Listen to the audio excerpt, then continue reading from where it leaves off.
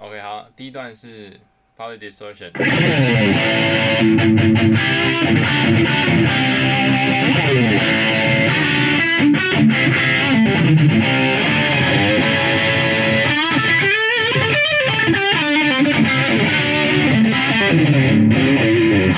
然后第二段是 VG Distortion 2吧，好，比较蓝调一点。